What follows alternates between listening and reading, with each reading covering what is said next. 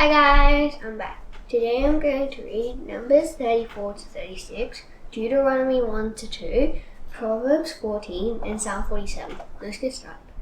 The Lord said to Moses, "Give the Israelites a command. Tell them, you are going to enter Canaan. The land will be given to you as your own. Here's what borders it must have.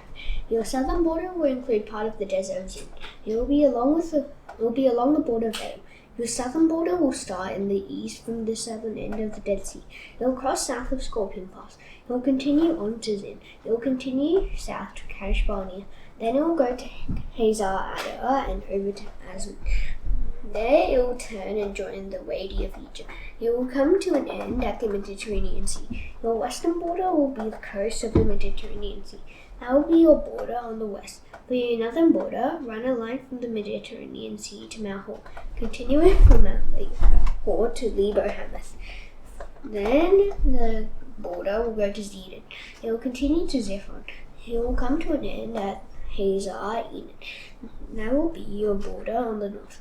For your eastern border, run a line from Hazar Enan to Shechem. The border will go down from Shechem to Riblah. Riblah is on the east side of Ain. From there, the border will continue along the slopes east of the Sea of Galilee. Then the border will go down along the Jordan River. It will come to an end at the Dead Sea. That will be your land, and those will be its borders on every side. Moses gave the Israelites a command. He said, "Cast lots when you divide up the land. Each tribe will have its own share." The Lord has ordered it to be given to the 9.5 tribes. The families of the tribes of Reuben and Gad have already received their shares. The families of half of the tribe of Manasseh have also received their share. Those 2.5 tribes have received their shares east of the Jordan River.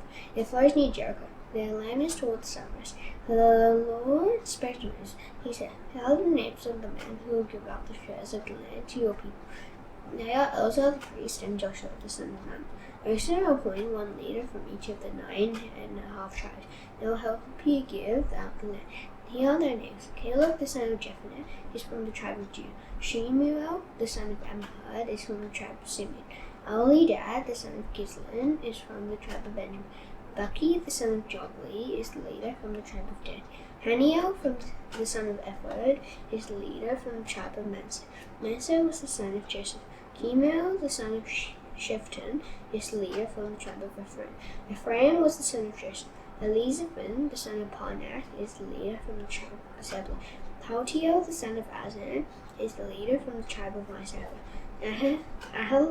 Ahihud the son of Shalomi is the leader from the tribe of Asher. Pedahel the son of Ammihud is the leader from the tribe of Naphtali. These are the men the Lord commanded to give out the shares of the land. They were commanded to give them to Israel in the land of Canaan.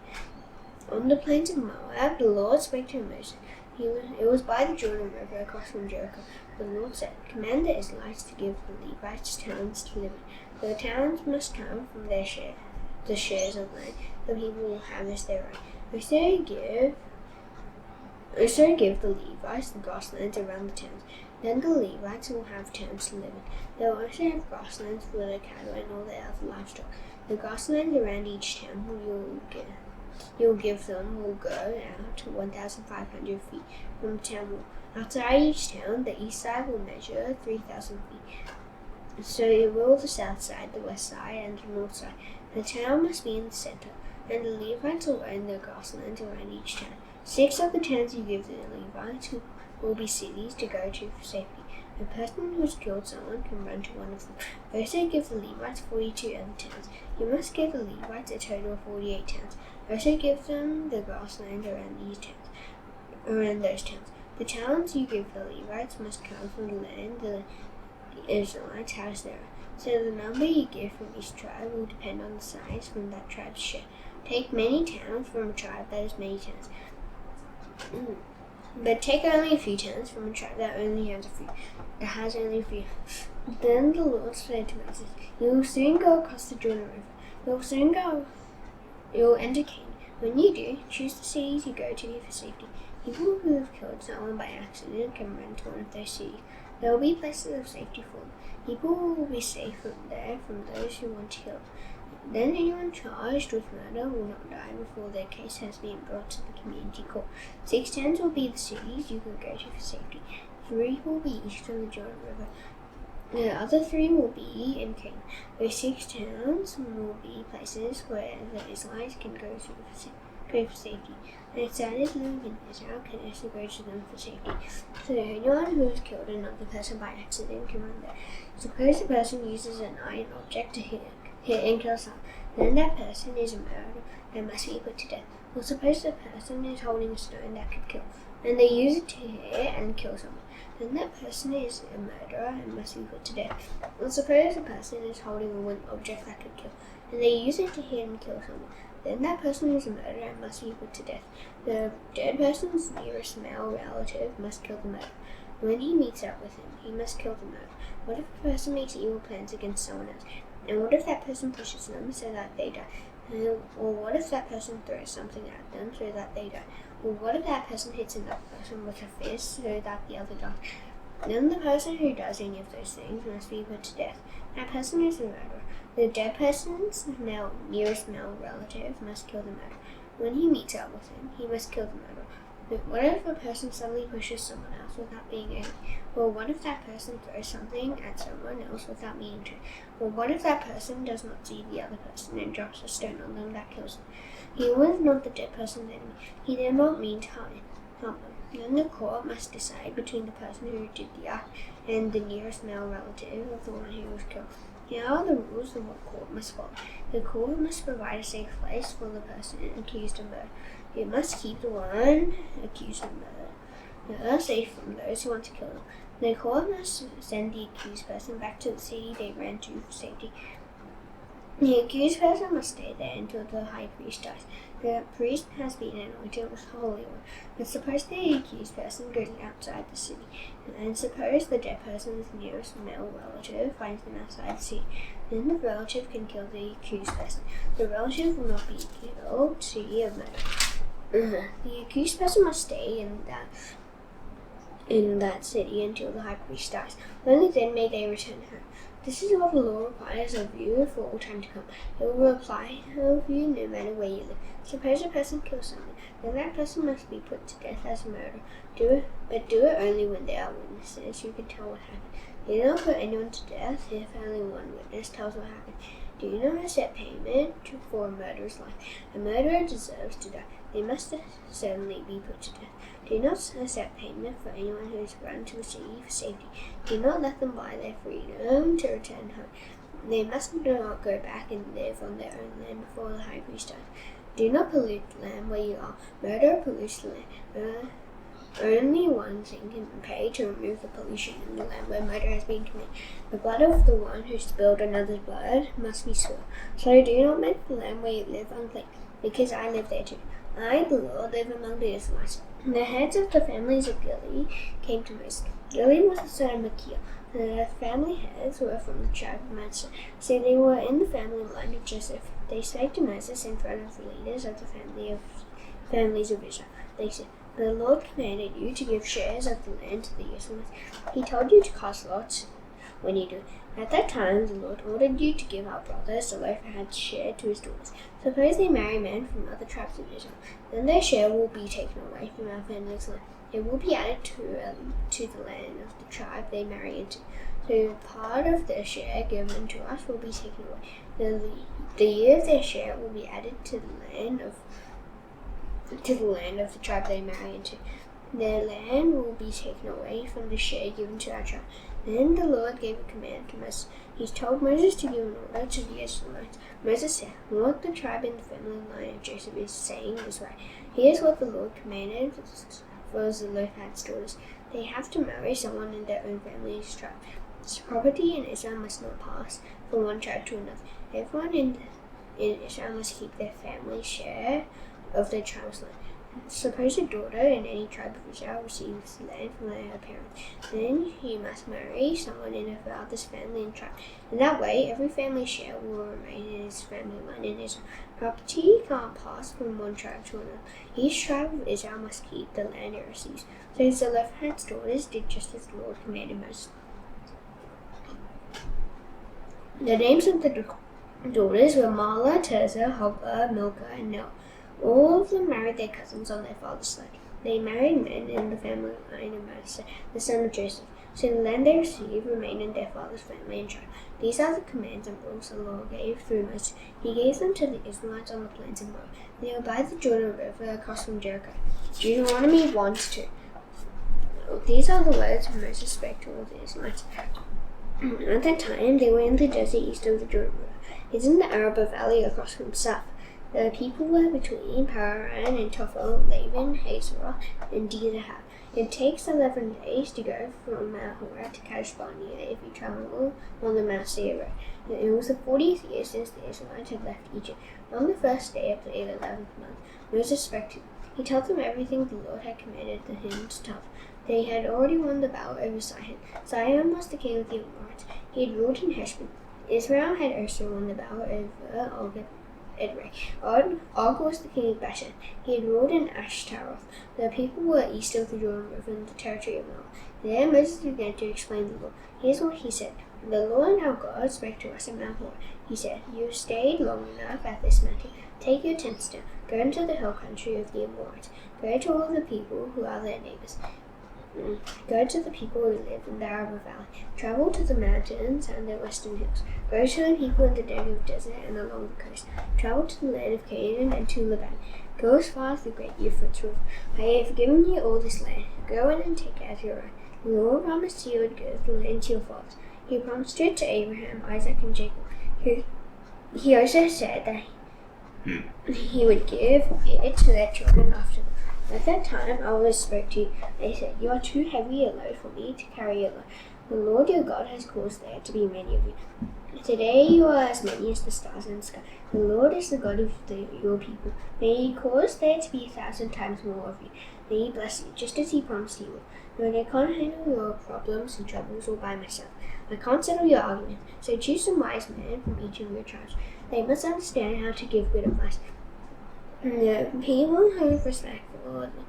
people must have respect for them. I will appoint those men to have authority over you. He answered me, Your suggestion is good. So I chose the leading men of your tribes who were wise and respected. I appointed them to have authority over you. And I made them commanders of thousands, hundreds, fifties, and tens. I appointed them to be officials over the tribes. Here's what I commanded your judges at that time. I said, Listen to your people's cases when they argue with one another. Judge them fairly. It doesn't matter whether the case is between two Israelites or between an Israelite and an outsider living among you. When you judge them, treat everyone the same. Listen to those who are important and those who are not. Don't be afraid of anyone. God is the highest judge. Bring me any case that is too hard for you. I'll listen to it. At the time, I told you everything you should do. The Lord our God commanded us to start from Mount Horeb. So we did. We went toward the hill country of the Amorites. We traveled all through the huge and terrible desert you saw. Finally, we reached Kadesh Barnea. Then I said to you, You have reached the hill country of the Amorites. The Lord our God is giving it to us. The Lord your God has given you the land. Go up and take it. Do what the Lord says. He's the God of your people. Don't be afraid. Don't lose hope. Then all of you came to me. You said, Let's send some men ahead of us. They can check out the land for us and bring back a report. They can suggest to us which way to go. Then they can tell us about the towns we will come to. That seemed like a good idea to me. So I chose 12 of you. I picked one man from each tribe.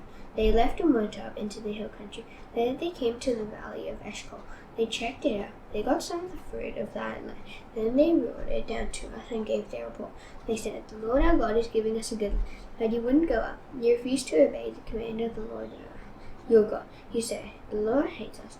That's why he brought us out of Egypt to hand us over to the Amorites. He wanted to destroy us. Where can we go? The men who checked out the land have made us afraid. They say, The people are stronger and taller than we are. The cities are large. They have walls that reach up to the sky. We even saw the Anakites there. Then I said to you, Don't be terrified. Don't be afraid of them. The Lord your God will go ahead of you. He will fight for you. And with your own eyes you saw how he fought for you in Egypt. You also saw how the Lord your God brought you through the desert. He carried you everywhere you went, just as a father carries his son. And now you have arrived here. In spite of that, you didn't trust in the Lord your God. He went ahead of you on your journey. He was in the fire at night and in the cloud during the day. He found places for you to camp, and he showed you the way you should go. The Lord heard what you said, so he became angry. He made a promise. He said, I promise to give this good land to your people longer, but no one alive today will see it. Only Caleb will see the land. He is the son of Jephunneh, and I will give him and his children after him the land he lived on. He followed me with his whole heart. Because of you, the Lord became angry with me also. He said, you will not enter the land either, but Joshua the son of Nun is your helper. Joshua will enter the land. Help him to be brave. Give him hope. He will lead Israel to take the land as their own. You said your little ones would be taken prisoner, but they will enter the land. They do not yet know right from wrong, but I'll give them the land, as they will take it as their own. As for you, turn around, start out toward the desert, and go along the road that leads to the Red Sea. Then you reply, we have sinned against the Lord. We will go up and fight. We will do just as the Lord our God has commanded us. So all of you got your swords and put them on. You thought it would be easy to go up into the hill country. But the Lord spoke to me. He said, tell them, do not go up and fight. I will not be with you. Your enemies will win the battle over you. So I told you what the Lord said, but you wouldn't listen. You refused to obey his command. You were so filled with pride that you marched up into the hill country. The Amorites who lived in those hills came out and attacked you. Like large numbers of bees, they chased you. They beat you down from Seir all the way to Hormah. You came back and wept in front of the Lord, but he didn't pay any attention to your weeping. He wouldn't listen to you. So you stayed in Kadesh for many years. You spent a long time in that area. We turned back and started out toward the desert. We went along the road that leads to the Red Sea. That's how the Lord had directed me. So for a long time we made our way around the hill country of Seir. Then the Lord spoke to me. He said, you have made your way around this hill country long enough. So now turn north. Here are the orders I want you to give the people. Tell them, you are about to pass through the territory of your relatives. They are from the family line of Esau. They live in Seir. They will be afraid of you, but be very careful. Do not make them angry. If you do, they will go to war against you. I will not give you any of their land. You will not have even enough to put your foot on. I have given Esau's people the hill country of Seir as their own. Pay them with silver for the food you eat and the water you drink. The Lord your God has blessed you in everything your hands have done. He watched over you when you traveled through that huge desert. For these 40 years, the Lord your God has been with you. So you have had everything you need. We went on past our relatives. They are from the family line of Esau. They live in Seir.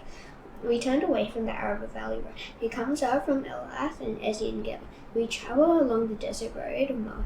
Then the Lord said to me, do not attack the Moabites. Do not even make them angry. If you do, they'll go to war against you. I will not give you any part of their land. I have given Moab to the people in the family line of Lot. I have given it to them as their own. The Edomites used to live there. They were strong people. There were large numbers of them. They were as tall as the Anakites. Like the Anakites, they too were thought of as Rephaites. The Moabites called them Emites. The Horites used to live in Seir, but the people of Esau drove them out.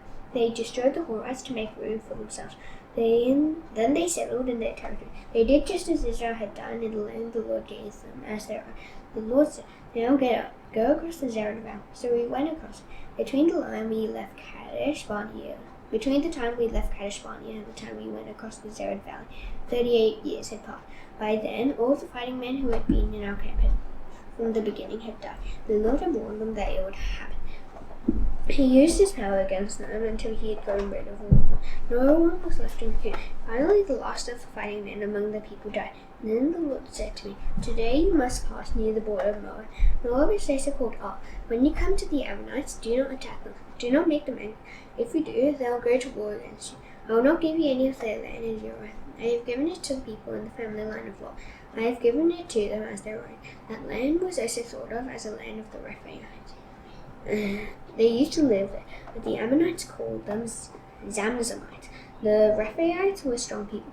There were large numbers of them. They were as tall as the Anakites. The Lord destroyed the Rephaites to make room for the Ammonites. So the Ammonites drove them out. And then they settled in the territory of the Rephaites. The Lord had done the same thing for the people of Esau.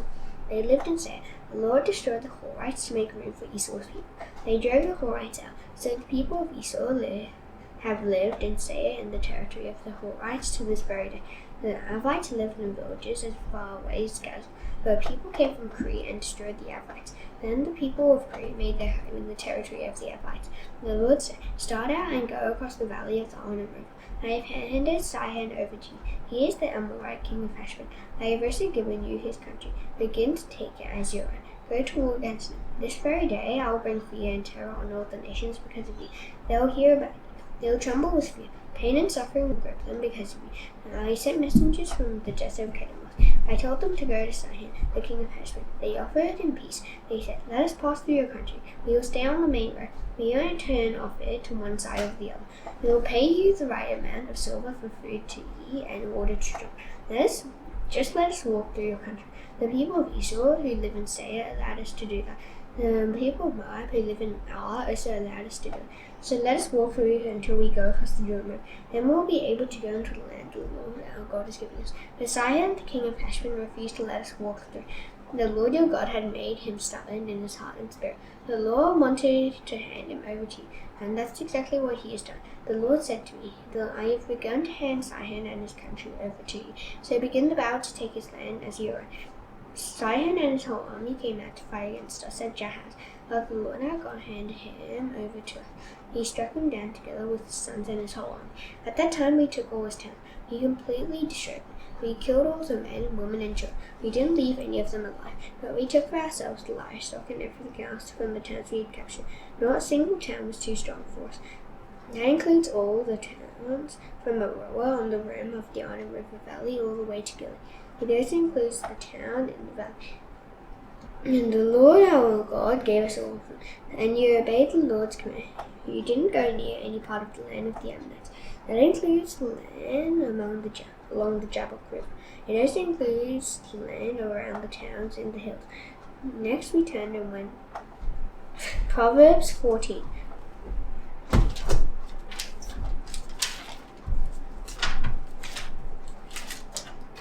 A wise woman builds a house, but a foolish woman tears it down with her own hand. Whoever has respect for the Lord lives a good life, but those who hate him walk down an evil path. The proud words of a foolish person still lack away, but the things that wise people say keep them safe. Where there is no oxen, the feed box is empty, but a strong ox brings in a huge harvest. An honest witness does not lie, but a dishonest witness pours out lie. Those who make fun of others look for wisdom and don't find it, but knowledge comes easily to those who understand what is right. Stay away from a foolish person. You won't find knowledge in what they say. People are wise and understanding when they think about the way they live.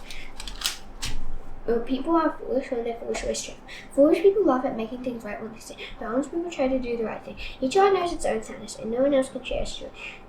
And the houses of sinners will be destroyed, but the tents of honest people will stand firm. There is a way that appears to be right, but in the end it leads to death. Even when you laugh, your heart can be hurting, and your joy can understand this. And those who are unfaithful will be paid back for what they have done, and good people will receive rewards for how they live. A childish person believes anything, but a wise person thinks about how they live. A wise person has respect for the Lord and avoids evil, but a foolish person has a bad temper and yet feels secure. Anyone who gets angry quickly does foolish things, and the person who is tricky is hated. Childish people act in keeping with their foolish ways, but knowledge makes wise people feel like kings.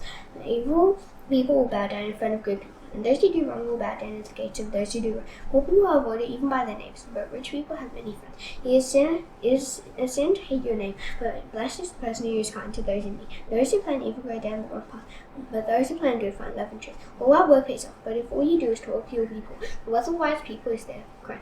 No, the foolish ways of foolish people lead to what is foolish. The honest witness saves life, but the dishonest witness shows life. Anyone who shows respect for the Lord has a strong town.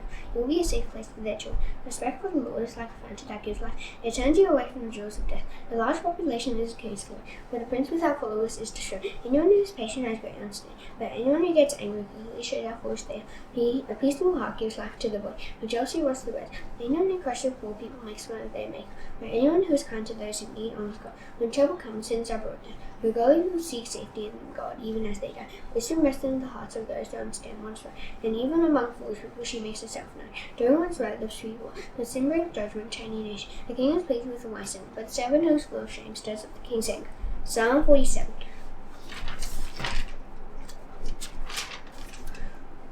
Clap your hands, all you nations. Shout to God with cries of joy. Do this because the Lord Most High is wonderful. He is the great King over the whole earth. He brought nations under our control. He made them fall under us. He chose our land for us. The people of Jacob are proud of their land, and God loves them. God went up to his throne while his people were shouting with joy. The Lord went out while trumpets were playing. Sing praises to God. Sing praises to our King. Sing praises. God is the King of the whole earth. Sing a song of praise to him. God rules over the nations. He is seated on his holy throne. The nobles of the nations come together. They are now part of the people of the God of Abraham. The kings of the earth belong to God. He is greatly honored. Now that's done, I shall now do the Lord's Prayer. Please bow your heads. Our Father in heaven, hallowed be your name. Your kingdom come, your will be done on earth as it is in heaven. Give us today our daily bread. Forgive us our debts, as we also forgive our debtors. Lead us not into temptation, but deliver us from the evil one. For yours is the kingdom, and the power, and the glory forever. Amen. See you tomorrow. Bye.